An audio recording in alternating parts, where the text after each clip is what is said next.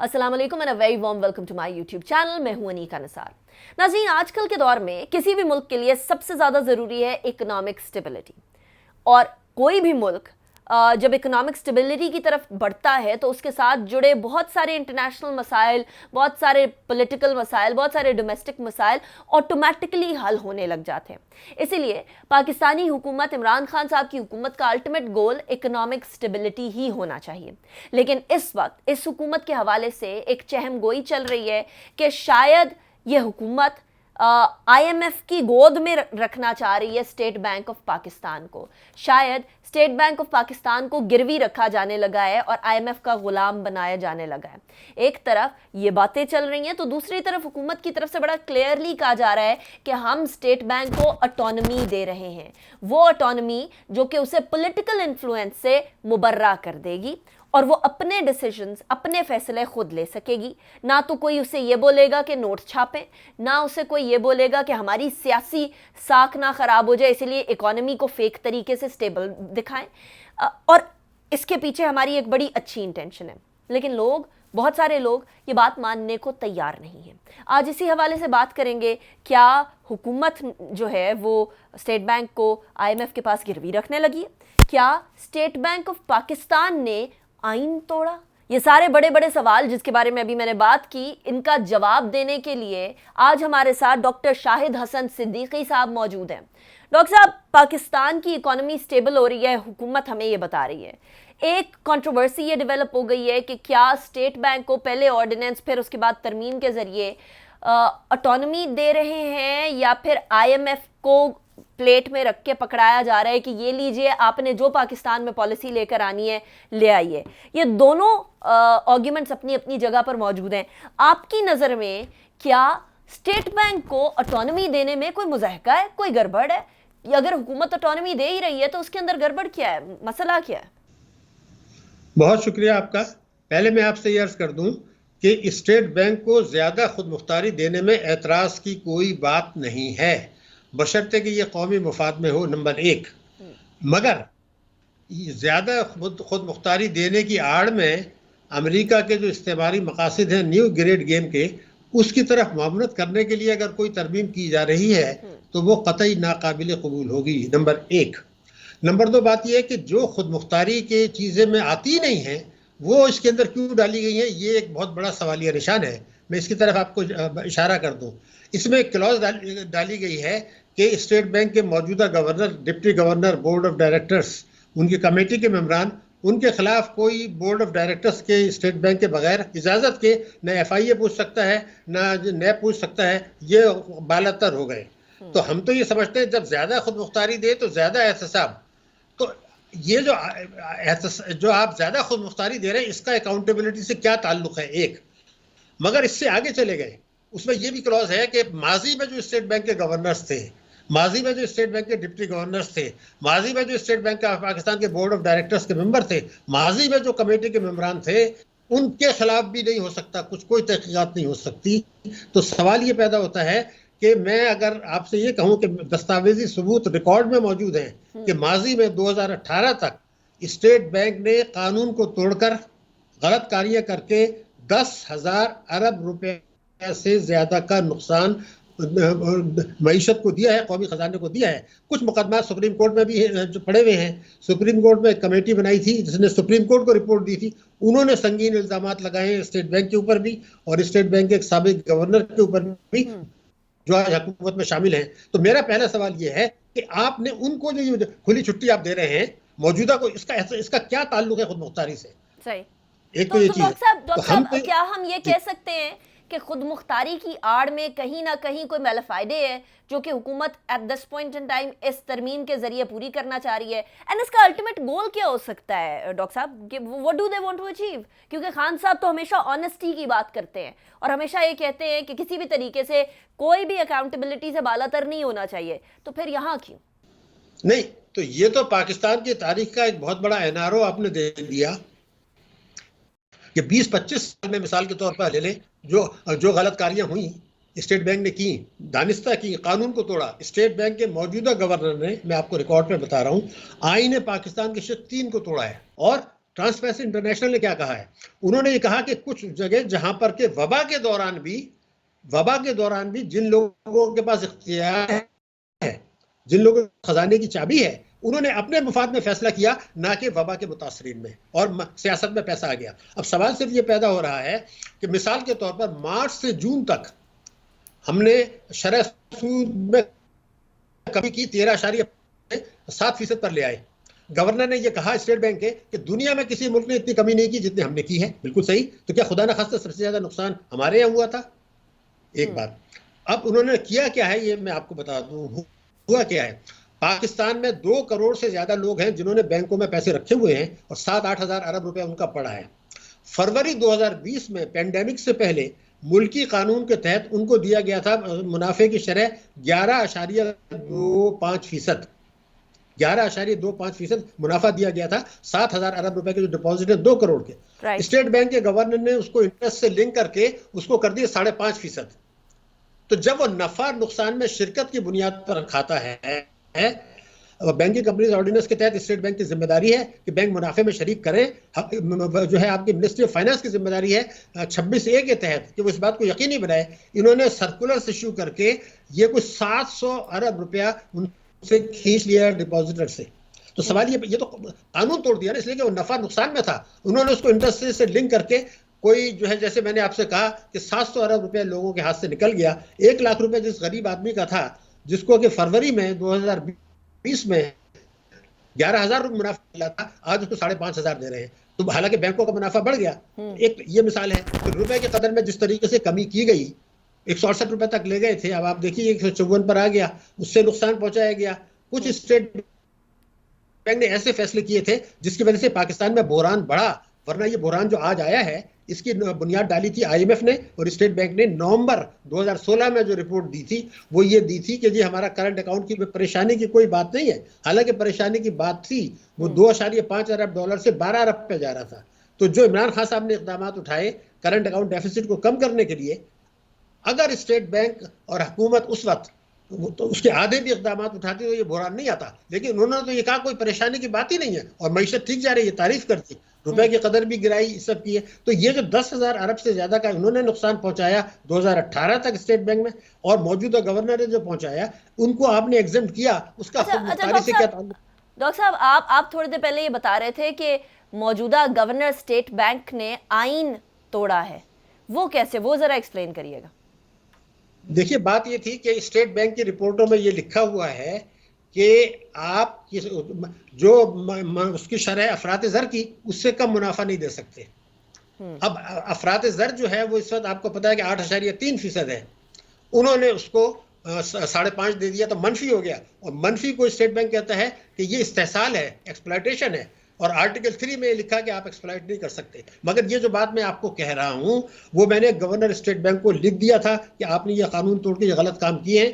وہ خط جو ہے 2 درجن دفعہ ٹی وی پہ بھی آیا، اخباروں میں بھی چھپے ہیں، ساری کوئی ریکارڈ پر ہے۔ آپ کیسے جب نفع نقصان میں شرکت ہے تو بینک کا منافع بڑھ رہا ہے، آپ ڈسکاؤنٹ ریٹ گرا کے اسی دن کہہ رہے ہیں کہ کھاتے داروں کا منافع کم کر دیں، تو قانون تو آپ نے توڑ دیا۔ تو میرا صرف آپ سے کرنے کا یہ تھا کہ جو یہ کوئی ایسی بات نہیں کہ جو میں یہاں کہہ رہا ہوں، ان کو میں نے خط بھیجا ہے اور پریس میں وہ خط چھپ گیا ہے، خبروں میں آ گیا ہے، ٹی وی پر آ گیا ہے، اور اس میں کوئی شبے کی بات نہیں ہے۔ کیونکہ ہمارے یہاں جو بدقسمتی میں آپ کو بتا دوں وہ یہ ہے کہ طاقتور طبقوں کے مفاد میں فیصلے کیے جا رہے ہیں، حکومت کے بھی اور اسٹیٹ بینک کے بھی اور FBR کے بھی اور نیب کے بھی، اور اس کے لیے اگر قانون توڑنا پڑے تو توڑ دیتے ہیں، نیا قانون بنانا پڑے تو نیا بنا دیتے ہیں۔ مثلا ہم نے یہ کہا اس حکومت نے کہ اگر ملٹی سٹوری بلڈنگ ہے جو چوری کے پیسے کی بنائی گئی ہے، 15 سٹوری 10 سٹوری، اس کا 1.5% ٹیکس دے دیں وہ معاف ہو جائے گا۔ ارے بھائی ہم تو 25-30% لوگ ایمانداری سے جو کما رہے ہیں وہ 25-30% ٹیکس دے رہے ہیں، تو آپ 1.5% میں دنیا میں، اب میں آپ کو ایک جملہ کہہ رہا ہوں، ساری دنیا میں اور پاکستان میں کبھی 1.5% پر معاف نہیں کیا گیا، ہم نے تو 1.5% پر معاف کر دیے۔ پھر جن لوگوں نے اس سے فائدہ نہیں اٹھایا اس کے لیے قانون بنایا گیا تھا کہ ان کے اثاثے ضبط ہوں گے۔ اب انہوں نے کہا ہے کہ کوئی کسی پہ ہاتھ ڈالنے کی ضرورت نہیں ہے، نہ ڈالا ہے، مگر قانون اپنی جگہ موجود ہے، اور اگر اس پر عمل کرتے تو 900 ارب روپیہ حکومت کو مل جاتا۔ اس کو میں ثابت کر دوں کیسے۔ ایک آدمی کا قومی بچت اسکیموں میں 1 کروڑ روپیہ رکھا ہوا ہے اس کے نام سے، اس نے ڈکلیئر کیا 1 لاکھ، تو آپ 99 لاکھ پہ ٹیکس لے لیں، کہ بھئی آپ نے جو وہاں جمع کرایا اس آمدنی پہ ٹیکس تو نہیں دیا تھا آپ نے, اسی لیے چھپایا, وہ ٹیکس آپ کاٹ لیں وہاں سے. تو 900 ارب روپیہ مل سکتا تھا, اس کے لیے قانون بن گیا تھا, لیکن اس پر عمل درآمد نہیں کر رہے. رائٹ. تو اچھا جب یہ ڈاکٹر فیصلہ صاحب اس طرح کے فیصلے ایک ایسی جماعت کی طرف سے جو کہ ہمیشہ کہتی آئی کہ ہم اسٹریٹ فارورڈلی ان لوگوں پہ جو کہیں ٹیکس چوری کر رہے ہیں یا کہیں نہ کہیں غبن کر رہے ہیں یا کہیں نہ کہیں ہیرا پھیری کر رہے ہیں, ان کو ہم پکڑیں گے, پیسے ہم ملک کے اور قوم کے جو بنتے ہیں, عوام کے بنتے ہیں, وہ ہم واپس لے کر آئیں گے. ایک ایسی جماعت کے ٹائم پر اس طرح کے فیصلے کیوں ہو رہے ہیں, اور کیا یہ صرف اور صرف مس انڈرسٹینڈنگ کی وجہ سے ہو رہے ہیں یا آپ کو کوئی پیٹرن نظر آ رہا ہے؟ نہیں, اس میں کوئی غلط فہمی کا سوال اس لیے نہیں پیدا ہوتا کہ انہوں نے ایک قانون اور بنایا ہے کہ پاکستان سے دولت لوٹ کر جو باہر بھیجی گئی آف شور میں, لوٹ کے یہاں سے گئی آف شور میں, چاہے وہ ججز کی ہو, چاہے وہ جنرلز کی ہو, چاہے وہ حکمرانوں کی ہو, چاہے وہ سیاستدانوں کی ہو, چاہے وہ بیوروکریسی کی ہو, وہ پیسہ وہیں رکھا ہے, یہاں ٹیکس دے دیں. رائٹ. اب یہ تو بنیاد, اب میں جو عرض کر رہا ہوں وہ یہ ہے کہ جب یہ ایک بحث ہو گئی تھی میری ایک پی ٹی آئی کے سینیٹر سے جو بہت سینئر آدمی ہے اور کو میرا خیال ہے زیادہ شریف بھی تھے, تو جب میں نے ان سے بحث کی کہ بھئی یہ تو آپ نے 900 ارب روپے کیوں چھوڑ رہے ہیں, تو ریکارڈ پہ انہوں نے کہہ دیا کہ بات آپ کی صحیح ہے, مگر جب ہمارے اوپر دباؤ آتا ہے تو ہم کیا کریں. وہ کیوں کہا انہوں نے, آج اگر عمران خان صاحب نے جن لوگوں کو اپنی کیبنٹ میں لیا ہے, جو ان کی پارٹی کے ممبران پارلیمنٹ میں ہیں, اگر یہ سب چیز کرنے کی کوشش کرے جو انہوں نے کہی تھی, ان کو بھی پتا ہے کہ ان کی حکومت گر جائے گی. رائٹ. اچھا ڈاکٹر صاحب, اب حکومت گرنے کی بات کر رہے ہیں تو بار بار فائنانس منسٹر بھی چینج ہو جاتے ہیں. اب تیسری دفعہ جو ہے فائنانس منسٹر چینج ہو رہے ہیں. پہلے 8 مہینے بعد اسد عمر جو کہ پوسٹر بوائے تھے پاکستان تحریک انصاف کے کہ یہ بنیں گے فائنانس منسٹر اگر پی ٹی آئی کی حکومت آتی ہے, انہیں سائڈ پہ کیا گیا. حفیظ شیخ صاحب کو لے آیا گیا. حفیظ شیخ صاحب سینٹ کا انتخاب نہیں جیت سکے, گڑبڑ ہو گئی. اب جو ہے وہ حماد اظہر صاحب کو فائنانس ٹیم کا سربراہ مختص کر دیا گیا. یہ بتائیں کہ کیا چل رہا ہے, کیا اس طرح سے بار بار فائنانس منسٹر چینج ہونے سے کوئی فرق پڑتا ہے, کوئی پالیسی چینج آتی ہے, کوئی فائنانس کی جو سمت ہوتی ہے کسی ملک کی, اس سے فرق پڑتا ہے یا کوئی فرق نہیں پڑتا؟ پاکستان میں اب قطعی کوئی فرق نہیں پڑے گا, لیکن پہلے آپ کو بتا دوں ہوا کیا ہے. اب یہ کہتے ہیں ہمارے کہ جی ان کو اس لیے ہٹایا گیا ہے کہ وہ مہنگائی پہ وہ کنٹرول نہیں کر سکے. اب دیکھیے نا, پاکستانی قوم بیوقوف تو نہیں ہے. ابھی 2 ہفتے پہلے تو آپ ان کو سینیٹر بنا رہے تھے, اور سینیٹر بنانے کا مطلب یہ تھا کہ وہ کنٹینیو کریں گے. ہوا یہ تھا کہ اگر وہ سینیٹ کا الیکشن ہار گئے تو 11 جون 2021 کے بعد وہ وزیر خزانہ نہیں رہ سکتے تھے. وہ 6 مہینے کی ہوتی ہے, یا تو آپ سینیٹر ہوں یا تو وزیر خزانہ نہیں رہ سکتے. تو 11 جون کو انہوں نے ہٹنا تھا. حکومت نے یہ کیا, آج ہٹا کے, اور یہ سارا کھاتا ان کے میں ڈال دیا کہ جو تباہی بربادی ہوئی تھی انہوں نے کی, میں نے ان کو ہٹا دیا. بھئی 11 جون کو تو انہوں نے ویسے ہی ہٹنا تھا. اور انہوں نے جو تباہی بربادی یقیناً کی تھی, انہوں نے مشرف کے زمانے میں بھی کی, پچھلی حکومت کے دور میں بھی کی, لیکن وہ تو پارلیمنٹ کے اور جو آپ کی وفاقی کابینہ ہے اس کی گائیڈ لائنز تھیں. اب جو بھی صاحب آئے, یہ صاحب جو آئے شریف آدمی ہے, ان کا اچھا فیملی بیک گراؤنڈ ہے, فائنانس زیادہ سمجھتے نہیں ہیں مگر شریف آدمی, وہ کیسے کیا کر سکتا ہے جب آپ کی پارلیمنٹ, مثال کے طور پر اس میں عمران خان صاحب کا تھا کہ ہم 100 دن کے اندر اقتدار میں آنے کے بعد 100 دن کے اندر عدل پر مبنی ٹیکسوں کی پالیسی لے آئیں گے. اب میں آپ کو کہتا ہوں, اور یہ ریکارڈ پر ہے, کہ جو حکومت ٹیکسوں کی وہ عدل پر مبنی پالیسی لائے گی اس کو گرا دیا جائے گا. عمران خان صاحب کو یہ پتا ہے, تو یہ وہ لائیں گے ہی نہیں 5 سال تک, یا اگلے 15 سال تک کوئی بھی نہیں لائے گا. تو یہ صاحب جو ہیں, اگر 4000 ارب روپے ٹیکسوں کی چوری سالانہ ہو رہی ہے, اگر یہ کوشش کریں گے کہ ہر آمدنی پر ٹیکس لگائیں تو نہ حکومت رہے گی نہ وہ رہیں گے. تو جب آپ الیکٹیبلز تو وہ سیف ڈیسیژنز لے رہے ہیں, خان صاحب بھی سیف ڈیسیژنز لے رہے ہیں, وہ بھی کوئی بہت زیادہ out of the box decisions نہیں لے سک رہے. اچھا ڈاکٹر صاحب, یہ بھی بتا دیں کہ آپ آنے والے 2.5 سال کے اندر اس حکومت کے اکنامک سٹیبلٹی دیکھ رہے ہیں, کیونکہ ایک پوائنٹ پہ 168 تک پہنچ گیا تھا, 168 پوائنٹ سمتنگ پہ ڈالر پہنچ گیا تھا, اور اب 22 منتھس کے لوئسٹ پہ پہنچ گیا, اراؤنڈ 153 پوائنٹ سمتنگ پہ. ایسی سچویشن میں کیا ہم یہ کہیں کہ اکانومی جو ہے وہ اسٹیبلٹی کی طرف جا رہی ہے؟ How do you see the economy in next 2.5 years? پہلے میں آپ کو جملہ بتا دوں, یہ ذمہ داری میری ہے کہ اس حکومت کے 5 سال میں جب پورے ہوں گے تو جو اوسط شرح نمو ہے اس سے کم ہوگی جو ان کو ورثے میں ملی تھی. نمبر 1. جب ان کے 5 سال پورے ہوں گے تو جو مہنگائی کی اوسط شرح ہے اس سے زیادہ ہوگی جو ان کو ورثے میں ملے تھے. نمبر 2.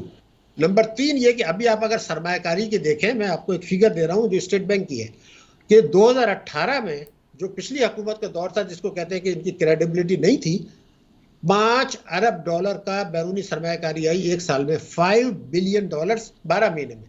इस हुकूमत के 2 साल और 8 महीने में मजमूई तौर पर $3 अरब भी नहीं आए। तो ये $10 अरब का झटका तो इनको बैरूनी सरमायाकारी में लग गया। कर्जे बेतहाशा बढ़ गए, हमारे रुपए की कदर जो है 168 तक जो चली गई थी, अब ये उसको ठीक कर रहे हैं। अब अगले जो 2.5 साल होंगे उसमें मैं आपको बता दूं हमारी शरह नमू सुस्त रहेगी। हमारी जो है वो आज जो करंट अकाउंट को ये कह रहे हैं सरप्लस है, ये दोबारा माइनस में आ जाएगा। हमारी महंगाई बढ़ेगी, कर्जों का बोझ बढ़ेगा। जो बेहतरी आएगी वो मैं बता दूं रिजर्व में आएगी। हमारे रिजर्व थोड़े से बेहतर होंगे, इसलिए कि आप कर्जे ले रहे हैं बेतहाशा। जब आप कर्जे लेते चले जाएंगे तो वो पैसे तो वहां पर आएंगे, तो रिजर्व हमारे बढ़ जाएंगे। लेकिन रुपए की कदर जो 154 पर है ये बरकरार नहीं रहेगी आने वाले महीनों में। ये थोड़ी गिर भी सकती है, मगर अल्टीमेटली ये दोबारा बढ़ेगी। शरह सूद में जो है वो इजाफा होगा और 2030 तक हर पाकिस्तानी बच्चा जिसको छोटा है वो स्कूल नहीं जा रहा होगा। 2030 तक हर पाकिस्तानी को इलाज मुआवजे की बेहतर सहूलियात मैसर नहीं होंगी और 2075 तक 2075 तक हमारी फी का आमदनी OECD ममालिक से बहुत पीछे होगी। और आखिरी जुमला जो मैं इस पर बोलना चाहता हूँ, शर्म मुझे आ रही है कि बांग्लादेश को देखने के लिए हमें मुंह ऊपर उठा के देखना पड़ेगा, इसलिए कि आज की तारीख में बांग्लादेश की फी का आमदनी हमसे दुगनी है। आज की देश में बांग्लादेश की एक्सपोर्ट हमसे बहुत ज्यादा है, न कॉटन है, न सीपैक है, न स्ट्रेटेजिक लोकेशन है। आज की डेट में उनके रिजल्ट्स हमसे बहुत ज्यादा हैं, तो उनकी शरनामू हमसे तेज है। राइट डॉक्टर साहब, इसका मतलब ये है कि अगर अगले 5-10 साल में हम कोई बोल्ड इक़दामात और पॉलिसी शिफ्ट नहीं करते तो फिर हम लोग जो है वो ग्लूम एंड डूम वाली सिचुएशन की तरफ जाएंगे, which is a very sorry state of affairs. अल्लाह ना करे ऐसा हो, लेकिन कुछ नज़र इसी तरह से आ रहा है जिस तरह आप बात कर रहे हैं। आई होप कि खान साहब जो हैं वो इक़दामात या वो वादे जो उन्होंने किए थे वो पूरे कर सके या उनकी तरफ एटलीस्ट सिमत डाल ले। इसी के साथ अनीका निसार को इजाज़त दीजिए। अपना किरदार पाकिस्तानी इकॉनमी बेहतर करने में ज़रूर डालिए, what ever you can do. इसी के साथ I would bag leave, take good care of your self. अल्लाह हाफ़िज़।